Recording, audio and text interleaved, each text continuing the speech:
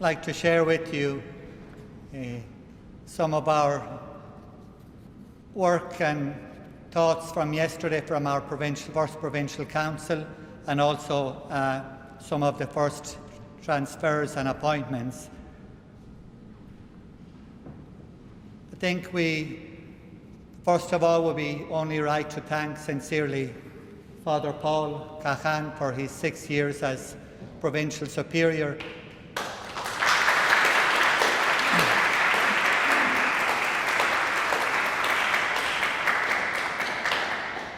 I think Paul took over being the first non-American provincial in the Southern Province, and I'm sure there were many expectations and heavy weight laid upon his shoulders. Also, in a province I went through it myself where there was still 3 or 4 previous provincials, and that's always something that can be intimidating as well. I think Paul has always strove to be, above anything else, a brother to everybody. Thinks he has nourished that sense of community, of brotherhood, and just think his work, his legacy will always be remembered, and I think he has set a very high bar for me to follow. So again, thank you, Paul, very sincerely.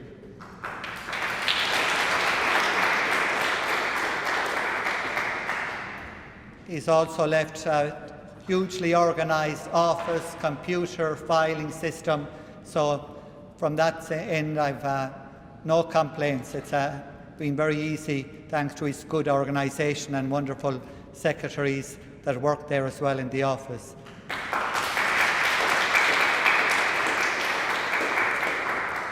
Also like to thank Father Sebastian, who has been on the council not only the last 6 years with Father Paul, but for many years. And thank you, Sebastian, for all your services and for always being there. We wish you very well.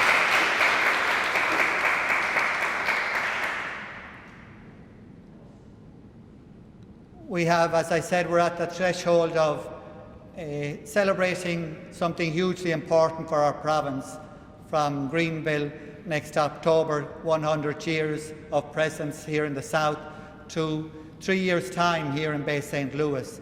We thought it's a wonderful occasion for us to maybe, again, from the love of Christ, taking our theme of the General Chapter, to be impelled to relook again, revisit our roots, these wonderful people who went before us, the legacy they have left us, to be more knowledgeable, more insightful, and hopefully that can give us great courage. And I think these 3 years of a span, and with a new administration, I would really love that it's an occasion just to do that. Father Paul, over the last few assemblies or retreats, has given a report and talked about the many challenges and the many blessings. Among the challenges he set out were, the big number of small African American parishes that we have. That has been our legacy, that has been the pillar of our society for many years, and has to be part of our continuing contribution to many dioceses here in the south. And of those, many of them are small, and they present challenges, where he sets out in the report, if we leave, most probably another priest will not be put in there. And yet some of our younger priests, while it's a good experience for them for a first experience, many of them also find it challenging in their vocation. They find it very lonely. They say there's nothing to do during the week. They say that I don't know what to do with myself, losing motivation in the vocation. In 2009, the province re-looked at our vision, our charism here in the south, and broadened it out from the African American communities to minority groups, looking at Vietnamese communities, at the Hispanic ministry, and other groups where bishops more and more are asking us, inviting us into those areas of work. And it was a broadening of the spectrum. Some feel that maybe as a threat to our legacy. And others say, no, we are here to serve the church, reading the signs of the times today. And I remember when Paul finished his last report this time last year, and we went immediately for dinner, and Cliff was just in front of me, Cliff Labbé.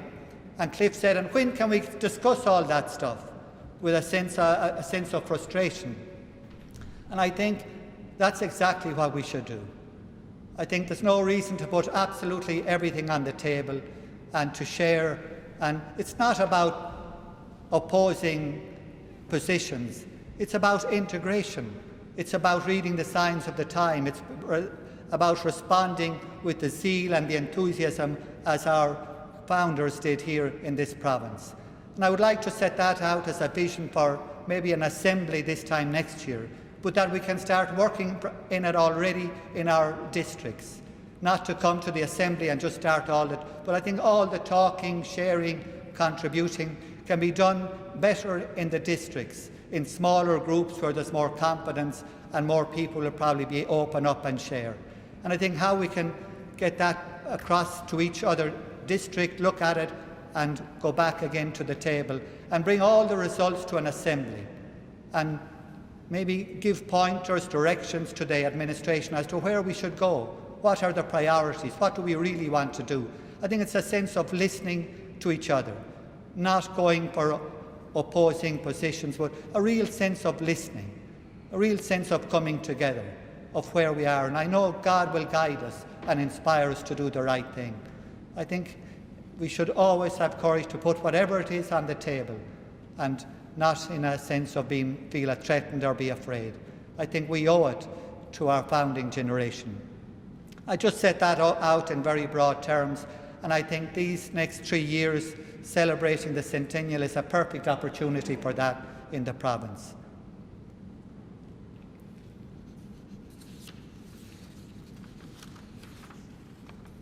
I have a whole lot more stuff, but I think I'll leave it.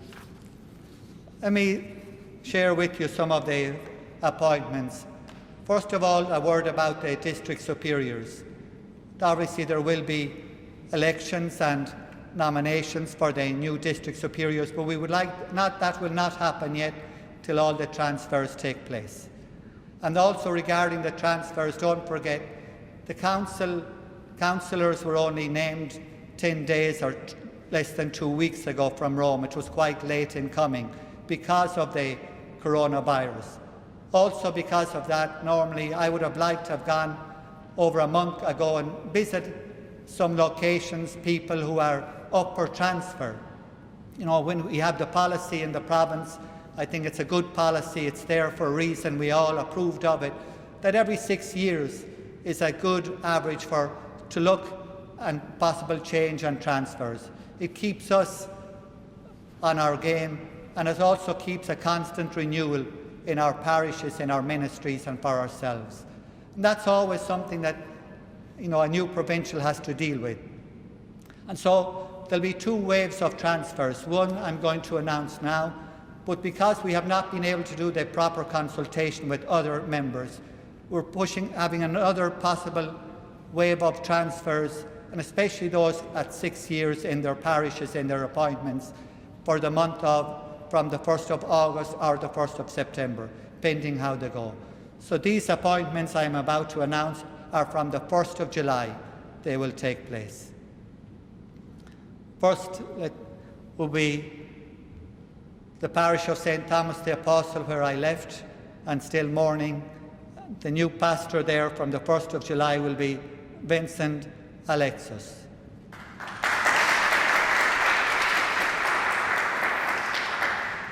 The pastor of St. Eugene's Mission in Tallahassee, which is both African American and Hispanic community, and also campus ministry on the African American University. The pastor will be Father Pascal Chester.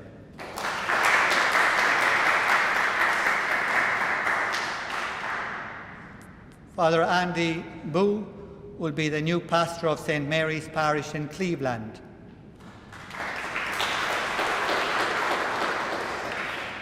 Father Paul Cahan, named pastor of Immaculate Conception in Liberty.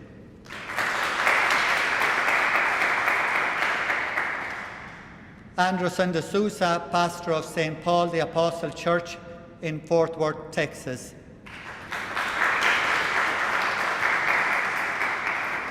And Father Brendan will be an in-resident priest there with Anderson. Father Abelardo Gabriel, pastor at Notre Dame in St. Martinville.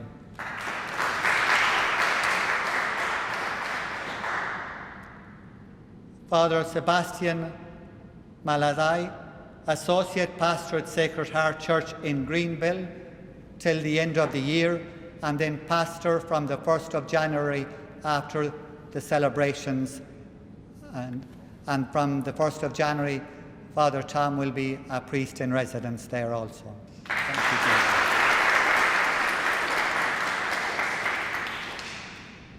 I should have mentioned Father Jessing will also accompany Father Vincent as a priest in residence in St. Thomas the Apostle in Quincy, Tallahassee.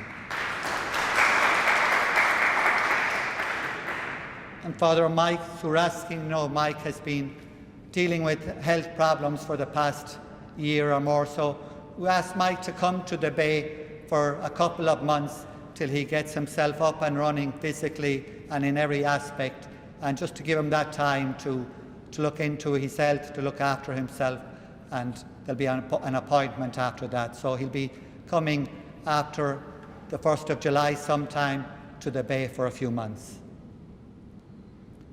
Then we'd have 2 appointments that would be for here at Bay St. Louis. Father Joseph Dang is the new praeses at the residence here, along with his work as continuing director of the retreat centre.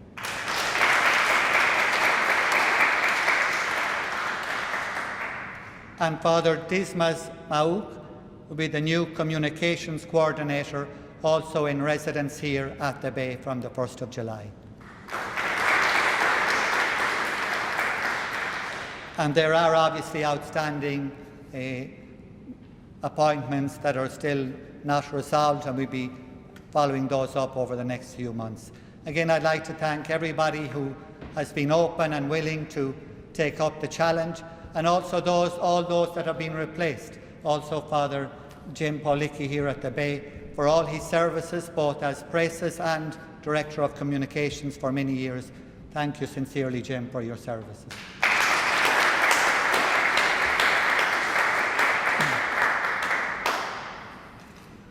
Just to recap, those will be all from the 1st of July.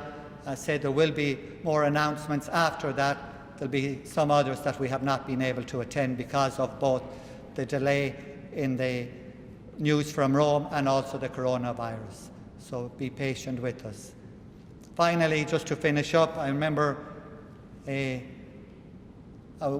Father Henry Heckern, that he may rest in peace. He was talking to us provincials many years back in Steyr, and he said, be very aware when you become a leader. He says you're going to get the mushroom treatment. We all wonder, what's the mushroom treatment? For those of you who don't know, mushrooms are grown under a black plastic polythene. They're always kept out of the light, and they're also fed manure. So some of us were asking a little innocent, what's mushroom treatment? And he says, as leader, provincial, superior, you'll be kept in the dark and you'll be fed shit.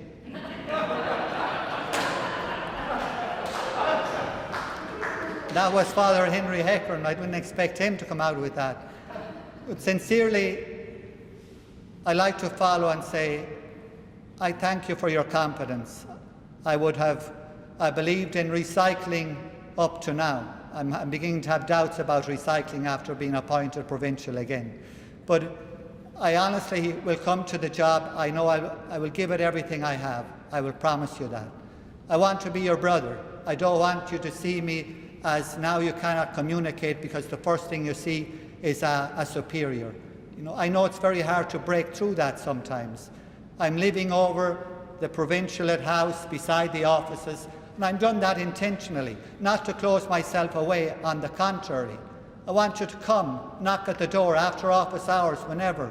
Come in, have a cup of tea, coffee. Hopefully it won't always be about business, or we can have a glass of wine, have whatever. And that's what the house is for. I want it to be as much yours as mine. There was a group over there last night, and it was just great to have a few brothers in, celebrate, chat, talk, and I want to be that for you, first and foremost. So please, don't be strangers. Don't only look for me when there's something really, really necessary. I want to be, because I am your brother first and foremost. Let us pray. We did that already.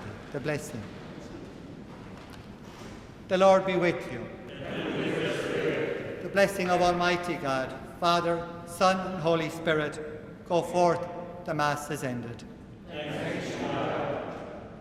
Let us go in peace to love and serve the Lord.